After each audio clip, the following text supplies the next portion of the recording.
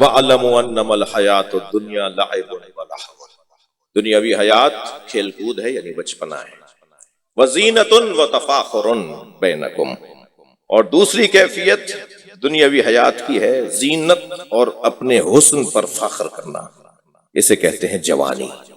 اس پہ مجھے تھوڑی دیر کام ہے آپ سے، کچھ دیر آپ کے ساتھ رہنا چاہتا ہوں جوانی کے موضوع.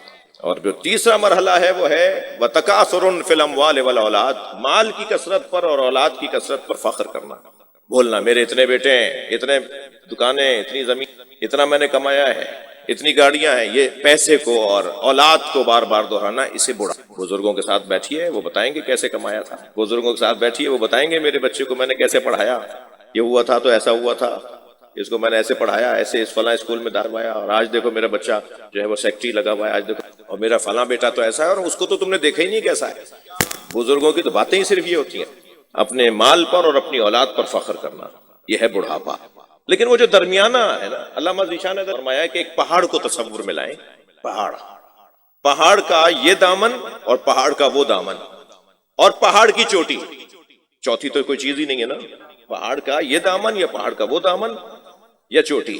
پہاڑ کا یہ دامن جہاں سے آپ چڑھ رہے ہیں اسے بچپنا کہتے ہیں، اور پہاڑ کی چوٹی کو جوانی کہتے ہیں، اور پہاڑ کے اس دامن کو بڑھاپا کہتے ہیں.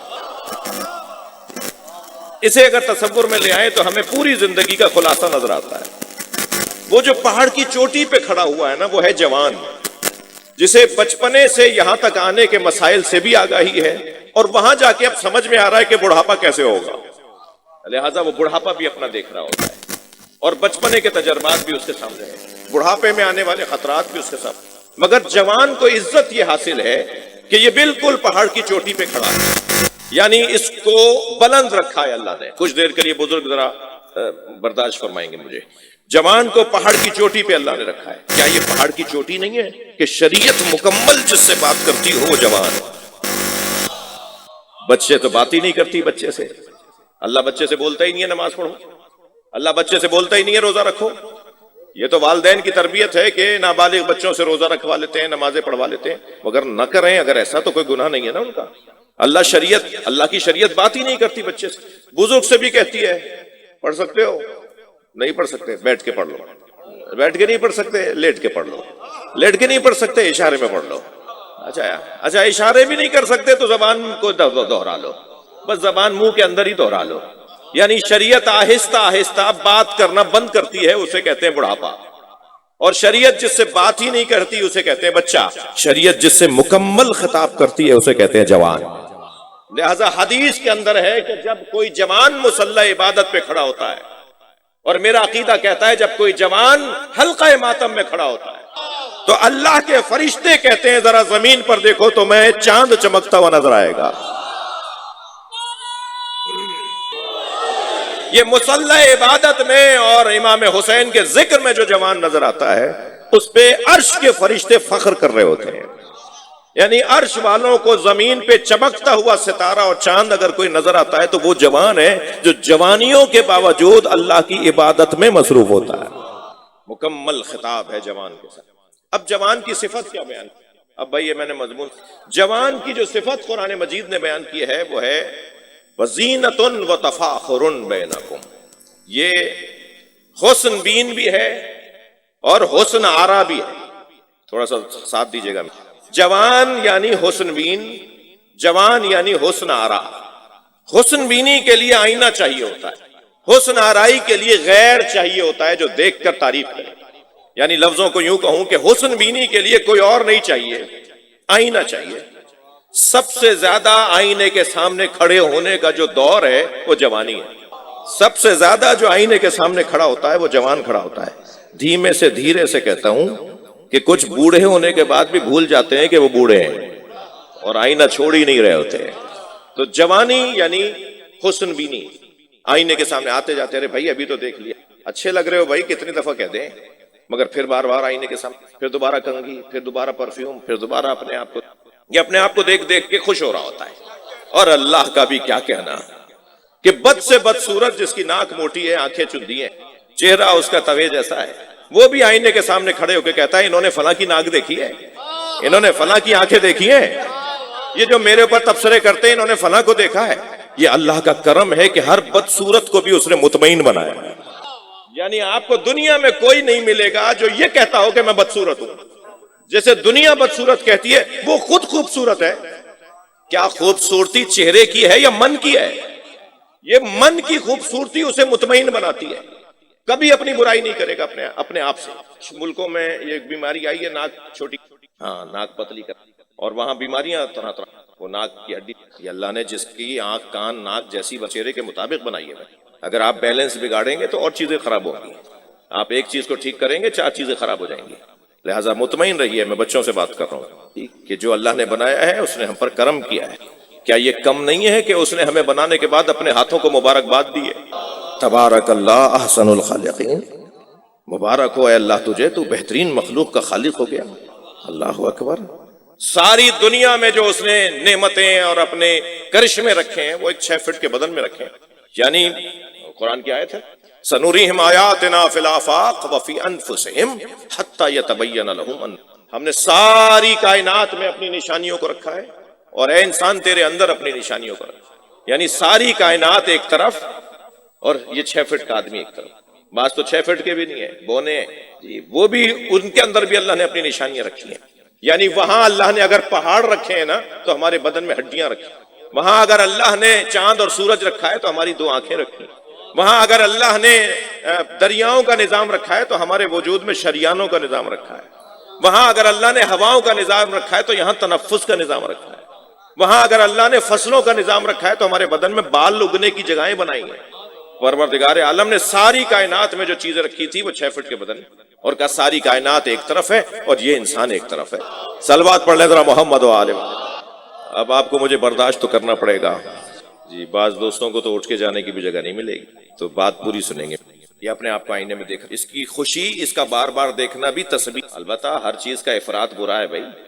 کہیں ایسا نہ ہو یہ بات سن کے آج کہیں گے مولانا میں روزانہ 2 دفعہ دیکھتا تھا، اب آپ سے سن کے جا رہا ہوں 6 دفعہ دیکھوں گا. وہ اماں کہیں گی لو بھائی یہ کیا مجلس مولانا پڑھی ہے، یہ کیا پڑھ کے چلے گا، یہ کون تھے جو ایسی باتیں کرتے. تو نہیں، آئینہ حسن بینی ہے. حسن بینی، ہم جب اپنے حسن کو دیکھتے ہیں تو ہمیں آئینے کی ضرورت ہے. اور آئینہ بنتا ہے 2 چیزوں سے، ایک جلا سے بنتا ہے، ایک کثیف مادے سے بنتا ہے. اگر صرف شیشہ ہوگا تو ادھر والا مجھے دیکھ لے گا، میں اپنے آپ کو نہیں دیکھ پاؤں. اس شیشے کے ساتھ ایک مادہ بھی ہوتا ہے تاکہ آئینے میں دیکھنے والے اپنے آپ کو دیکھ لے. 2 چیزوں سے حسن بینی کا وسیلہ بنتا ہے جسے آئینہ کہتے ہیں. ہم اپنے حسن کو دیکھنے کے لیے آئینہ تلاش کرتے ہیں. ان اللہ جمیل و یحب الجمال. اللہ خود بھی جمیل ہے اور جمال کو پسند بھی کرتا ہے. یا اللہ ہم جب اپنا حسن دیکھتے ہیں تو آئینہ تلاش کرتے ہیں، تو جب اپنا حسن دیکھتا ہے تو کسے دیکھتا ہے؟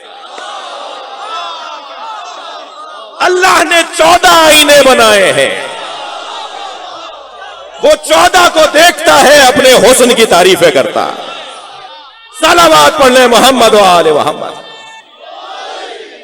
یہ 14 اللہ کے آئینے ہیں. میرے بچوں جوانوں، جملہ پورا سمجھنے کی کوشش کرنا. آپ ایک کمرے میں کھڑے ہو جائیں، وسط میں کھڑے ہو جائیں اور چاروں طرف 14 آئینے لگا دیں، اور 14 جگہ آپ نظر آ رہے ہو. آپ 14 ہیں یا ایک؟ آپ کمرے کے درمیان میں کھڑے ہو کر چاروں طرف 14 آئینوں میں اپنے آپ کو دیکھیے. آپ 14 جگہ نظر آئیں گے مگر آپ ہیں ایک. اب سمجھ میں آ رہا ہے کہ وحدہ لا شریک بھی صحیح ہے اور چہردہ معصومین بھی صحیح ہے. وہ وحدہ لا شریک 14 کے ذریعے سے جلوہ کرتا ہے وہ ایک مگر دکھائی 14 جگہ جاتا ہے. بھائی ملتان کا باذوق مجمع میں مجبور ہو رہا ہوں کہ 4 مصرے بھی سنا دوں آپ کو. شاعر کہتا ہے امام جتنے ہیں ایک نور سے ہے سب کا خمیر. شعر تو ایسے نہیں سنتے بھائی، تھوڑی سی توجہ بڑھائی گا. امام جتنے ہیں ایک نور سے ہے سب کا خمیر، ہے ان میں سبھی محمد صغیر ہوں کہ کبیر.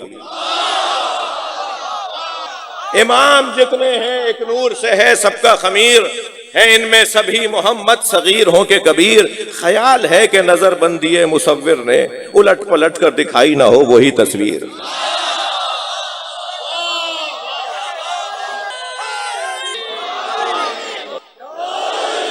بھائی وقت میرے پاس تنگ ہوتا جا رہا ہے، مگر ان کے پاس محبت اور عقیدت تو کم نہیں ہے نا، تو یہ تو بات آگے بڑھے۔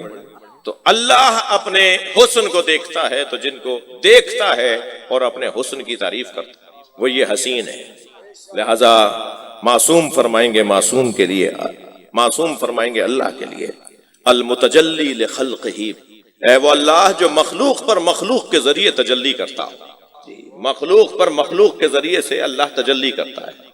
ہم مخلوق ہیں، ہم پر اللہ کی تجلی ہوتی ہے ان مخلوقوں کے ذریعے سے جنہیں بنانے کے بعد اللہ نے اپنے ہاتھوں کو مبارکباد دی ہے۔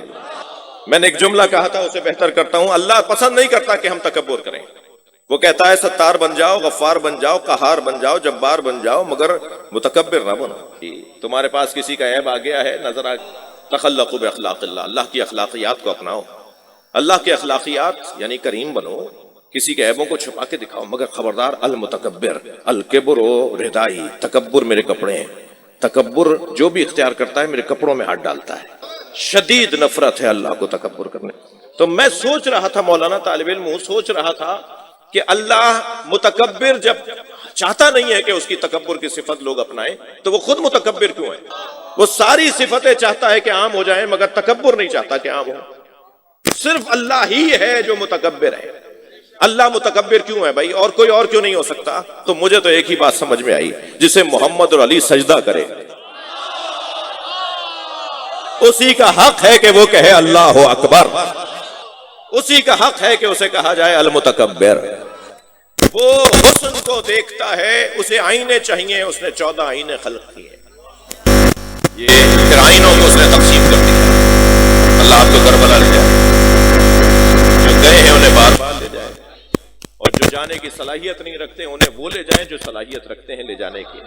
جب آپ کربلا جائیں گے نا، تو جیسے آپ زمین پر معراج میں ہو، معراج کی کیفیت میں، آپ زمین کے کسی جگہ ہی کچھ اور ہے، تو کیا کرتا ہے جوان؟ حسن بینی کرتا ہے آئینے میں، اور پھر چین سے بیٹھتا نہیں ہے، کیسا لگ رہا ہوں، یہ کپڑے کیسے ہیں، میرے بال سی ہیں، یہ چاہتا دوسرے بھی تعریفیں کریں۔ اور یہ جوان جب باہر نکلتا ہے یہ طرح طرح کے چھوٹے بڑے کپڑے پہن کے نکلتا ہی اس لیے ہے کہ لوگ اس کو دیکھیں۔ آدھی پینٹ پہن کے نکلو، کبھی پینٹ پھٹی ہوئی، تمہاری پینٹ نہیں، تو ڈیزائن ہے، تو ارے ہم تو سمجھ رہے پھٹ گئی کہیں ہے، کہ نہیں پھٹی نہیں ہے، تو فیشن ہے، یہ پینٹ پھٹی بھی ہوگی تو تبھی تو دیکھیں گے آپ ہمیں، مثال کے طور پہ کہیں سے ادھڑا ہوا ہوگا کچھ تو آپ کہیں گے بھائی کیا ہوگا، دکھانا تو چاہ رہا ہے وہ، بال ایسے عجیب و غریب بنائے گا۔ ابھی ہمارے بچوں نے وہ جو اچھے والے بندے ہیں، میں ان کی بات ہی نہیں کر رہا ہوں، جو بندے کے دکھانے کے لیے ہوتے ہیں، اچھا پھر اور بہت ساری چیزیں، شوز ایسے پہنیں گے، کپڑے ایسے پہنیں گے۔ اچھا جوان کی بات کر رہا ہوں، لڑکے اور لڑکی کی، یہ مشکل لڑکیوں میں بھی ہے۔ اب جب لڑکی اس انداز سے باہر نکلے گی تو فساد پھیلے گا، لڑکے کے ساتھ فساد تو لڑکے سے بھی پھیلے گا، لیکن وہ دگنا ہو جائے گا فساد، جب سج بن کر دے گا یہ جوان تو اس کی وجہ سے فساد پھیلے گا۔ آپ یقین رکھیے کہ اللہ نے جتنے بھی احکامات شریعت کے اندر اتارے ہیں وہ ہماری فطرت کے مطابق اتارے۔ توجہ چاہوں گا، دیکھیے پیاس فطری ہے یا نہیں؟ پیاس لگتی ہے، بھوک فطری ہے یا نہیں؟ ہر فطرت جب بے لگام ہونے لگے تو فساد ہوتا ہے۔ پیاس فطری ہے تو ہر چیز پی لیں، بھوک فطری ہے تو ہر چیز کھا لیں، جو مل جائے کھا جائیں، وہی فطرت ہے بھائی، اللہ نے رکھی ہے بھوک، ہمیں جو مل گیا کھا لیا، ہر چیز کھا جائیں، ایک اور نیا جھگڑا کھڑا، ایک نیا فساد کھڑا ہو جائے گا۔ پیاس فطرت ہے، ہر چیز پی لیں، معلوم ہے کچھ پی لیا، یہ پیر کہیں رکھ رہے ہیں، پڑ کہیں رہا ہے، علاقے کے لوگ اٹھا کے گھر پہنچا رہے ہیں، کیا کیا تھا بھائی؟ کب پی لیا تھا کچھ، جو چاہو پی لو گے، یعنی اگر پیاس فطرت ہے تو ہر بہنے والی چیز پی لو گے، اگر بھوک فطرت ہے تو ہر کھانا کھا لیا جائے گا۔ کوئی گائے بھینس ہو کے کسی پرچون کی دکان سے گزرتے ہوئے دال کی بوری رکھی ہوئی تھی، چاول کی بوری رکھی تھی، اس نے منہ مارا، بوری گرا دی، آدھی کچھ کھا لی، انسان ہونا۔ تو فطرت اگر بے لگام ہونے لگے، ایسے ہی فطری چیزوں میں بھوک پیاس کی طرح حسن آرائی ہے، چاہتا ہے یہ جوان کہ کوئی اسے دیکھے پسند کرے، یہ حسن آرائی اس کی فطرت کا حصہ ہے۔ تو جہاں یہ فطرت بے لگام ہونے لگتی ہے، شریعت آ کے کہتی ہے خبردار فساد نہیں پھیلانے دیں گے، پردہ کر کے باہر آؤ۔ صلوات پڑھ لیں ذرا محمد و آل محمد۔ پردے کے ساتھ باہر آؤ، تمہارے بے پردہ باہر آنے سے فساد پھیل رہا ہے۔ یہ جوان حسن بین بھی ہے اور حسن آرا بھی ہے، اور چاہتا ہے کہ اس کے حسن کا اظہار ہو۔ میں ذمہ داروں سے دس بستہ گزارش کروں گا، مجلس ملتان میں پڑھ رہا ہوں مگر ملتان کے لیے نہیں پڑھ، یہ ویڈیو بن رہی ہے، کہاں کہاں کلپ جائے گا دنیا میں، ذمہ داروں سے گزارش کر رہا ہوں کہ جوانوں کے حسن میں اضافے کا سبب بنے۔ جب ایک مثلا کسی کھیل کی دنیا میں جیت کر لوٹنے والا جوان ایئرپورٹ پر، تو وزیر صاحب بھی لینے اس شہر کے ڈپٹی کمشنر، لیکن جب جوان ایک اور حسن دکھا کر آتا ہے کہ کمپیوٹر کے مقابلے میں یہ گولڈ میڈل لے کر آتا، جب یہ میتھ کے مقابلے میں آسٹریلیا سے گولڈ میڈل لے کر آتا، تو کوئی وزیر نہیں جاتا۔ تعلیم میں جب حسن کا اظہار ہو، جوان کی تعلیم میں جب حسن کا اظہار ہو، تو ہمارے معاشرے کے ذمہ دار اسے ایئرپورٹ، لیکن جب کھیل کود کے، اگرچہ یہاں تو کھیل کود کا بھی، میں مایوس نہیں ہوں بھائی، مجلس میں بیٹھنے والا مایوس نہیں ہوتا، لیکن آپ کی طرف جا کے کہاں بات پہنچے گی اور کتنے اور ہم ذلیل ہو۔ آپ ذرا باہر کی دنیا میں جو جا رہے ہیں وہ میری، جب پاکستانی پاسپورٹ زیادہ چیکنگ ہوگی، سارے بیگ کھلوا لیں، ذلیل کریں گے باقاعدہ پاکستانی۔ ہمارے ملک کے ذمہ داروں نے ہمیں شہریوں کو بھی ذلیل کر دیا، کہیں عزت نہیں ہے آپ کی، جب بڑوں کی عزت نہیں ہے تو اب تو کھیل کی دنیا میں بھی کوئی خاص مقام نہیں، لیکن نہیں، پھر بھی کہیں میں گزارش کروں گا کہ جوانوں کا حسن یہ ہے، مثلاً ملتان کے اندر نوجوانوں کے حسن کے کون کون سے جلوے ہو سکتے ہیں، یہ ملتان کے ذمہ داروں کو سوچو۔ مثلاً پنجاب کے اندر جوانوں کے حسن کی جلوہ آرائیاں کہاں کہاں ہو سکتی ہیں، جوان کیا کیا جلوے دکھا سکتا ہے، یہ پنجاب کے صوبائی حکومت اور حکمرانوں، ایسے ہی پاکستان، پورے پاکستان کے ذمہ داروں کو سوچنے کی ضرورت ہے کہ ملک کے جوانوں کی، میں جب ان ممالک میں جاتا ہوں پوچھتا ہوں، ہمیشہ جا کے کہتا تھا کھا لیا، کما لیا، پڑھ لیا، پاکستان آ جاؤ، پاکستان کی خدمت۔ اس دفعہ میں گیا، مجھ سے بولا ہی نہیں گیا۔ ان جوانوں سے جو وہاں پر پڑھنے گئے تھے، جو وہاں کما رہے ہیں، ہر سال بولتا تھا، میری تقریریں میرے یوٹیوب کہ بھائی کھا کما لیا، واپس آؤ پاکستان کی۔ اب دل ہی نہیں کیا، اس دفعہ بولا ہی نہیں گیا مجھ سے کہ واپس آ جاؤ، میں انہیں واپس بلا لوں، یہاں ان کے ساتھ کیا ہو جائے، ان لوگوں کی بات کر رہا ہوں۔ اور جو یہاں رہ رہے ہیں ان کا کیا حال ہے، کتنی مشکلات میں ہیں۔ اس جوان کی جتنی قدر کی جائے گی اتنا پاکستان ترقی کرے گا۔ جوانی دیوانی نہیں ہے، جوانی فخر مملکت ہے، جوانی فخر قوم ہے۔ جس نماز جماعت میں جوان نہ ہو، اس پیش نماز کو تجدید کرنی پڑے گی اس بات کی کہ نماز اس کی بہت حسین نہیں ہے۔ جس جلوس کے اندر ماتمی جوان نہ ہو، اس انجمن کو سوچنا ہوگا کہ وہ جوان کیوں نہیں آ رہا ماتمی دستے میں، یہ سارے بزرگ ہی باقی کیوں رہ گئے، یا اگر 100 سنگت کے اندر ماتمی ہیں اور 80 بزرگ ہیں، سب 50 سال سے اوپر کے ہیں، اور کوئی 18 سال کا اور 22 سال کا 20% رہ گیا ہے، تو اسے سوچنا ہوگا کہ اس کی سنگت کے اندر کوئی کمزوری، اس کے ماتمی دستے کے اندر کوئی کمزوری ہے۔ جوان آ کیوں نہیں رہا اس کے ماتمی دستے کی؟ اگر جوان ماتمی حلقے میں نہیں آ رہا اور جوان نماز جماعت میں نہیں آ رہا، تو پوری قوم کو سوچنا پڑے گا کہ کہیں کمزوری ہے۔ میں کیوں بتاؤں، مجھے کیا پتا، میں کمزوریاں بتانے نہیں آیا ہوں، وہ خود سوچے گا، وہ علاقے کا بندہ خود سوچے کہ کمزوری کیا ہے۔ اور جس قوم کے اندر ہر جگہ جوان آگے کھڑا ہو، آپ سمجھیں اس قوم کی ترقی محفوظ ہے۔ میں ہاتھ جوڑ کر بزرگوں سے کہوں گا، شخصیات سے کہوں گا، اللہ کربلائی صاحب کی، کہ جوانوں کے حوالے کیجئے گا، آہستہ آہستہ اپنے ٹرسٹ اور انجمن کے اندر عہدیدار جوان بنائیے۔ یہ غلطی ضرور کریں گے مگر خیانت نہیں کریں گے، غلطی کریں گے آپ سے سیکھ لیں گے، خیانت کیوں نہیں کریں گے، پاک دل ہیں، من ان کا صاف ہے، ذہن ان کا صاف ہے۔ جوانوں کو امام ضامن باندھا ہے، فزیکلی تو 3 لوگوں کو باندھا ہے، مگر اپنے خطاب میں آپ سب کو امام ضامن باندھا۔ حضرت علی اکبر کی جوانی کا صدقہ تمہاری جوانیاں محفوظ رہیں۔